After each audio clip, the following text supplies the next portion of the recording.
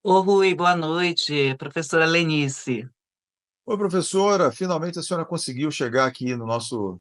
Soube que estava. Consegui, menino. Estou cheio de coisa corrigindo aqui, mas consegui chegar. Eu, eu, eu, Ô, Rui, eu eu ouvindo, me solidarizo com ouvindo você. vocês.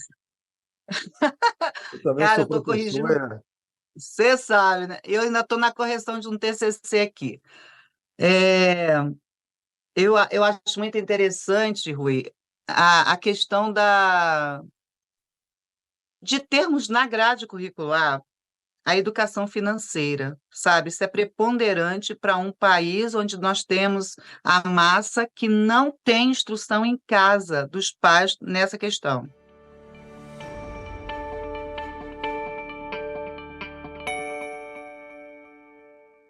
Então, eu sou fruto de uma família que não me deu essa instrução. Mesmo sendo pobre, é, tem estratégias que você pode montar para educar a criança. Você dá uma quantidade de dinheiro para ela e fala: minha filha, esse mês é isso, vai ter que render o mês inteiro para você saber trabalhar com aquilo.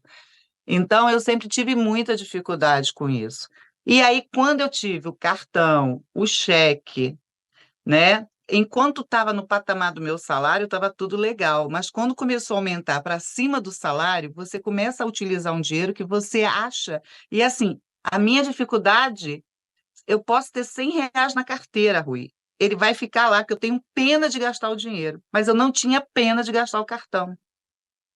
Então, agora que eu estou sem cartão, que eu estou sem cheque especial, que eu estou sem nada, e aprendendo a viver com aquilo que está ali, né? Que R$ 10 que sobre, né? E aí você começa a ter critérios para o gasto, né? Aquilo que você falou, esse apontamento é bastante interessante, eu também tenho feito isso. Mas, assim, é uma nova fase, me adaptar a utilizar o dinheiro que de real é meu, sabe? Eu fui sempre muito acostumado a usar o que não era meu. Na coisa, o pagamento vai entrar, vai cobrir. Cara, chega uma época que não vai cobrir. Não cobriu, entendeu? Então, é muito importante essa questão da educação financeira, você ter um acompanhamento. A gente sabe que na nossa, todos nós temos fugas, e as nossas fugas, em determinadas pessoas é diferente. A minha era realmente gastar, eu não podia sair sem não gastar nada, era uma fuga para os problemas do dia a dia. Então, eu tive que fazer um psicólogo 2 anos para poder reconhecer isso, para trazer isso para a realidade, né? E agora aprendendo a viver de fato com aquilo que, depois que a gente começa a separar isso, aquilo, o que que tem? É R$ 10, é R$ 5, é R$ 20, e começar do zero. A gente está vivendo nessa postura, começando do zero, viu, Rui? Então é muito importante essa fala de vocês, porque isso mostra para a gente que a gente está indo no caminho certo, viu? Sim, e assim, eu sempre falo isso. Eu não sou um cara que está aqui conversando com vocês, compartilhando uma teoria, um saco vazio, né? Eu já sofri muito com superendividamento. Então, assim, quando eu ouço as histórias e quando eu estou lá na entrevista, né? Eu compartilho e eu estou, né, como um nome aí bonito, eu faço rapport com as pessoas. O que que é fazer rapport? É você se colocar no lugar. Mas eu simplesmente não me coloco no lugar. Eu estava nesse lugar, né? Não é uma coisa vazia. Então, por exemplo, em 2007, eu tinha um blog do devedor, onde a minha experiência negociando dívidas, as minhas dívidas, eu compartilhava com outras pessoas e ajudei algumas pessoas a saírem do endividamento. Na época não tinha o conceito de superendividamento ainda. Mas a gente tem que estar sempre atento para as escorregadas, né? E o banco, ele é o melhor amigo para te dar essas escorregadas, porque é a hora que você está ganhando mais, é a hora que o banco vê que você está ganhando mais, porque você teve que dar um contra-cheque lá para alguma coisa, para atualizar uma renda, aí ele vai, aumenta o teu limite, e aí você pensa, cara, eu sou um cara maravilhoso, eu tenho dinheiro, né, eu tenho limite, eu tenho um cartão Black, né? Então eu tinha isso tudo, né? Eu era um executivo de empresa de petróleo, já fui de empresa de energia, de portuária e tal, mas chega num ponto que você, cara, eu sou um simples ser humano que não consegui, controlar minha arrogância. E a palavra é essa: arrogância e falta de humildade, né. E num treinamento que eu fiz de inteligência emocional, isso ficou muito claro, né, ficou muito claro. A arrogância de você não reconhecer que você não é aquilo, mas que você está aquilo, né, te traz esse tipo de penalização. Esse é óbvio, é um dos gatilhos que eu coloquei lá lá no início da apresentação, que a gente, precisa identificar. Então você falou muito bem.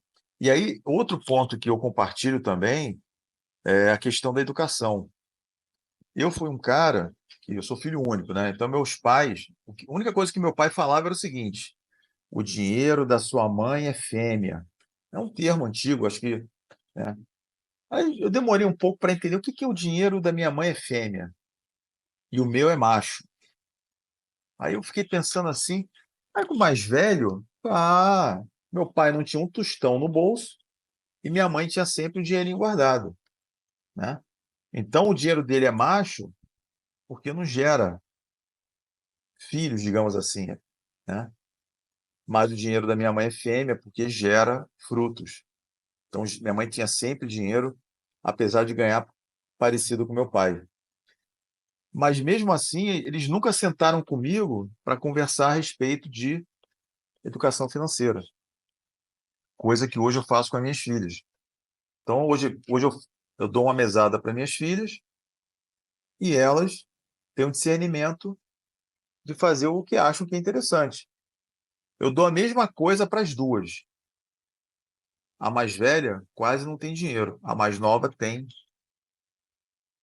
uma grana lá, a ponto de ela poder comprar uma boneca que ela quer, porque ela não gasta com besteira. E toda vez que ela pede alguma coisa que eu falo: "Ó, isso aí tá fora do meu orçamento, isso aí é por tua conta". "Ah, não, papai, então não preciso agora não". Ou seja, ela também vê como importância o bolso dela, né. Então o que você falou é perfeito, e tem uma componente também que eu trago aqui, e você que é educadora, você talvez perceba, na escola não é incentivado o empreendedorismo, né. Um exemplo claro, a minha filha mais velha, ela estava fazendo aquelas pulseirinhas e tal, né, e ela, pô, era até bem legais, né, ela desenvolveu bem aquela, a gente comprou um kit para ela fazer. Ela chegou na escola: "Não, não pode vender, não pode fazer nada aqui". Aí a gente pensou assim: "Pô, legal, talvez no dia a dia, talvez atrapalhe e tal, mas por que que não faz uma feira de empreendedorismo dentro da escola, né, que as crianças possam vender alguma coisa que elas produzam", né. Então assim, a criança também não está preparada a ganhar o próprio dinheiro, estão conectadas com a realidade do pai, porque acha que o pai dá tudo, e aí crescem como adultos que não sabem, só sabem trabalhar tradicionalmente, aquela coisa toda, não sabem ganhar o próprio dinheiro e não têm educação financeira para criar reserva de poupança, criar reserva de emergência, pensar no futuro. E aí chega a um cara como eu, né, como nós aqui, precisando de um escritório, de uma lei para poder cuidar disso para nós. Então a tua colocação foi perfeita. Os jovens precisam tomar conta do seu dinheiro, precisam entender o que que é o dinheiro. Curta, compartilhe nosso conteúdo, acesse os outros vídeos que nós estamos colocando aqui no canal, veja as informações sobre a lei do superendividamento de quem está no campo, realmente atuando com as ações na defesa do consumidor superendividado.